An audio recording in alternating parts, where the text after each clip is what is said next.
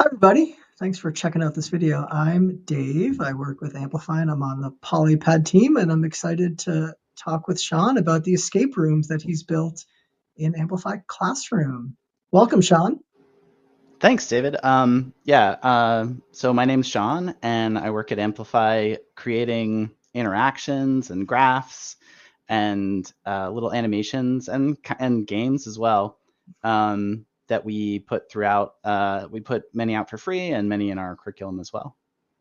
Yeah, awesome. Thanks for joining. Sean has built some awesome escape rooms inside Amplify Classroom that he's going to give us a quick tour and overview of in this video, and then we invite you to try them out for yourself and see if you can escape. So I'm excited to learn a bit with Sean about how these have been built. You want to pull one up, Sean, and we can dive in? Yeah, let's take a look. Awesome. So here's one of the two new escape rooms that we're putting out. So Um, fun. And the basic premise is you're, trapped in this museum and you're trying to get out. So all you have to do is just click anywhere on the screen and something might happen, or maybe it doesn't happen. Sometimes you also drag, but we could click on each room um, and we can just kind of click around to see what happens. It looks like there's a keyboard here, but it doesn't do anything yet. I can Oh, navigate around using these arrows to get to rooms that I've unlocked. And you just kind of click around. Um, some things you click, some things you drag, but every once in a while you'll click and see ooh. that it interacts. And there's some clues around to tell you different ways to solve different puzzles. And um, uh, helpful tip is you can zoom out a little bit if you want to overview. As you go through the escape rooms, you'll unlock two new rooms, Cool. and you just solve puzzles along the way, and it's a pretty good time. So those are like two different escape rooms that I see on the screen. Is that correct? Each of them is a different path. Yeah, and each of these are independent. So you can finish this one fully, or you can swap over here and finish this one as Uh, well. So Gotcha. the one wing is the art museum, and one wing is the science museum. And yeah, so you can kind of work on them in any order. You don't have to do anything in one room to complete the other room. So Uh, cool. yeah. Um, what made you want to make these escape rooms inside of the Desmos graph here? Yeah, so this is sort of like the third iteration of the escape rooms that we've done. Yeah. And the first one actually was just a kind of independent project. I've always been encouraged to work on things that are just creative and exploratory because the job that I have is unique. Like no one really outside of here does this job, and so you can't really go and Google how to do it because we're writing, we're adding images into the graphing calculator and writing math in order to connect everything together. And so we sort of need to like hone our skills and get better at things by just trying. And so I had a lot of projects where I would just work on a small art project. I'd say, I really want to make like these dandelions like waving in the breeze. And so, if I have some free time, I'll just sit down and try to do that. And that was like one fun project I did. And pretty common, we'll have like different math art things we try to replicate, or we try to just make different math art things. Remember one time I tried to animate like a vine that curled around the screen and randomly generated. Um, so we've always had these projects like this, but with the first escape room, the premise was sort of, we make these kind of like bite-sized like little games and animations and things like that. And what I was trying to do is the question of like, can I make a big project that, first of all, one, I finish, and two, two that actually runs on a slow computer, because that is a thing that we come across a lot. Like in the calculator, you can make a single line that makes things really slow on a slow Hmm. computer and frustrating to use. So I was trying to kind of push our limits of performance by figuring out could I do like a huge project and it still runs like okay on a slow machine. Interesting. Uh, Yeah, and like a lot of students in school have Chromebooks that are really slow. So to have that as a mindset as you're building something is really important, obviously. yeah, and we always want to make sure our animations like are clear to no matter what device you're using, or Yeah. don't feel frustrating to use. Although like some things on a Chromebook can be frustrating to use no matter what, but we want to For sure. try to avoid being the cause of that as much as possible. Awesome. So So yeah, cool. and then Any, go ahead. Go ahead. I was gonna say, and then actually my two kids got a little bit involved, and they were my collaborators on the first one. So they Oh, would love it. play the puzzles, and they'd like come up with ideas for puzzles. And they were really like a good driver on like keeping me going and having fun and Nice. finishing. Yeah.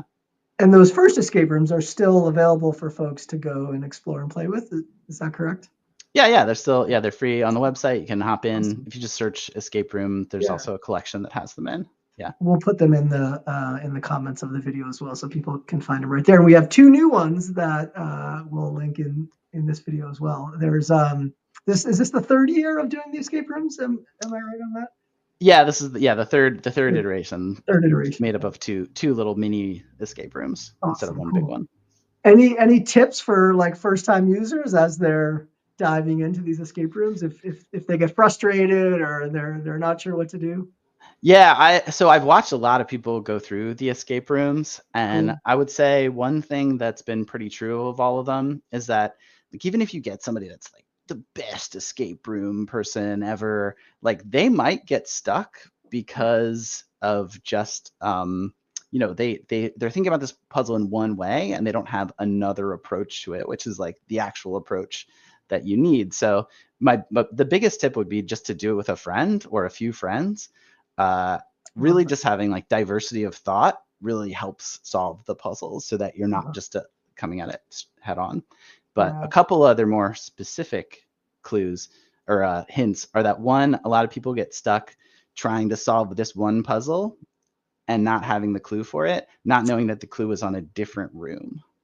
Uh, So there's a zoom out button that lets you kind of see the big picture, and that can be really helpful to connect different clues I together. see. So on that first screen that you showed us, that's one escape room that has like two parts of it. Is that what you're saying? So I might solve something on the second one where there was like the keyboard that might be needed to help me on the one that was the art museum.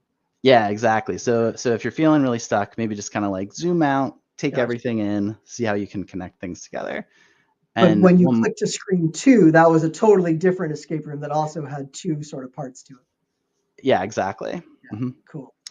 Um, one Go ahead. one other tip too is that your mouse changes in certain situations when you're dragging around the screen. So we did make it so you can't tell where you can click by making everything look clickable. But if you move your mouse along the screen, if the icon changes, you can know that you have to drag something because your icon will change to the little drag icon. A So little that's a drag hand. yeah. Yeah. That's a pro tip. Of Mhm. those two, is there one or the other that's more appropriate for a certain age group of students? Of the two escape rooms, Yeah, the two that you showed us at the beginning. we've tried to make them as general as possible. Nice. Uh, so the ideal is that it's accessible to kids of many ages and adults and fun for all of them as well. So the puzzles should be fairly understandable to most grade levels. And usually the recommendation is like if you're running this with a group of upper high school kids, put them in small groups or maybe try by themselves, but you can get pretty stuck on your own sometimes. But maybe put them in small groups, and then if you want to try it with younger kids, it can be a pretty fun experience just to put up on the board and all work on it as a class with the teacher working on it too. But it Love should that. be like somewhat approachable for all grade levels. Yeah. Awesome. That's great. Super interesting information. Thanks for sharing. Anything else that you wanted to share about the escape rooms before we wrap it up? Yeah, I don't know. Maybe it's a big shout out to the illustrator that was involved in this one. This is the first one where I had someone else helping me with the artwork, Nice. and it's so much better than when I made it myself. And that was Amanda Greener, and she just was just an amazing collaborator, both in just like making beautiful artwork, but also that we had an interplay where she'd make some artwork and we'd make puzzles based on the artwork, Oh, love and it was just a really really nice fun experience. So Nice. Shout out to Amanda. yeah. Well, thanks for sharing this. We will put in the video notes a link to where folks can join as a student.